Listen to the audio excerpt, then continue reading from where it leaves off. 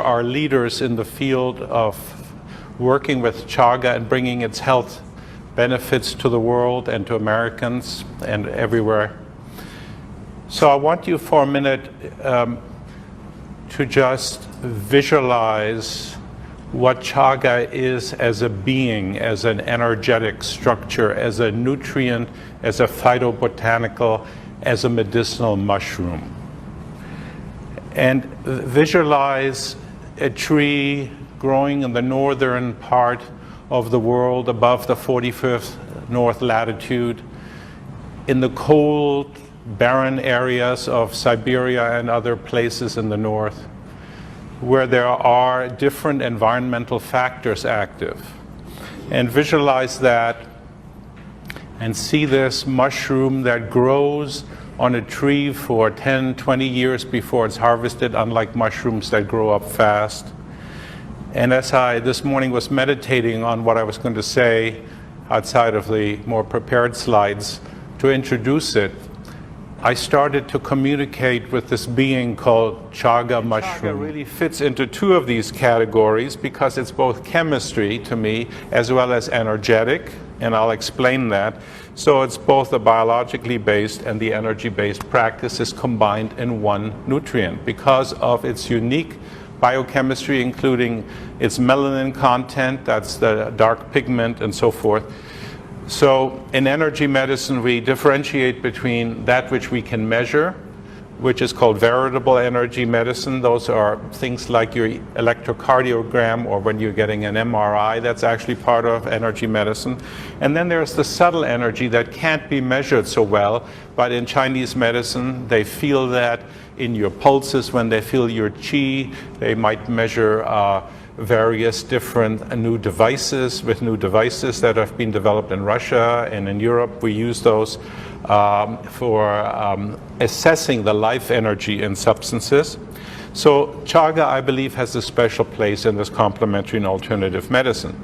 Now let's talk about energy for a minute because right now there is a great change taking place in the solar system that I can't get into too much, but we're constantly being energized by the solar wind, the energy from the sun that the government uses for the National Library of Medicine. And you ask about chaga, you'll find 83 scientific listed studies in there. And most of these articles have really appeared because this is a modern medical database since 2000. So this is really being intensely studied now. That makes it really up to date.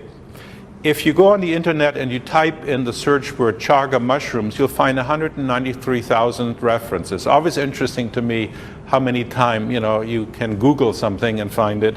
If you type in the keyword Inonotus obliquus, which is the traditional name, the scientific name for it, you'll find almost 85,000 found in chaga. Include water-soluble lignans. There are special types of polyphenols.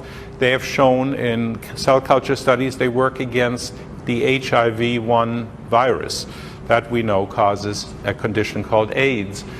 There's antivirus compounds, betulinol, chlorodol, fungisterol. There are beta-glucans in this. These are sugars I'll talk about in a minute. Those of high molecular weight, not the small sugar. Look at these things together.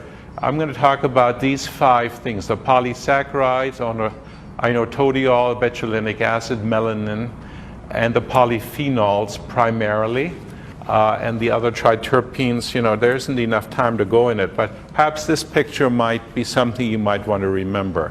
I call these the big 5. So researchers have now started to look at that one of the polysaccharides that's in chaga is a fucoglucomannan. Fucose is one of those simple sugars. Glucose is another one, and mannose.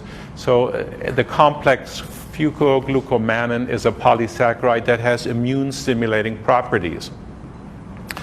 So another thing to recognize, and in the studies on polysaccharides, they seem to affect the humoral immune system more than the cellular immune system. You have to understand that the immune system has 2 components. When you get infection from a bacterium, say, the body ramps up certain lymphocytes and they start producing various types of antibodies and other things, and the body remembers this, and cells transform into things called plasma cells, and then you have this so-called humoral defense. This is like a defense against viruses, bacteria, and so forth. There is another part of the immune system that's called the cellular immune system, that the body says there's abnormal cells here, and certain cells like T lymphocytes and killer cells and so on get involved, and they start basically hunting down the aberrant cells and trying to destroy those, and that's called cellular immunity. This is very important when you do transplant medicine and so on, because the cellular immune system has to be kept at bay, not to reject, say, a heart that's been transplanted. So there's two types of the immune system, two arms, and the polysaccharides seem to help more the humoral immune system, and they do modulate the cellular immunity somewhat, but not directly. So polysaccharides are not directly tumor killing. They modulate the body's immune system so it can do a better job functioning. And the immune system seems to know what to do.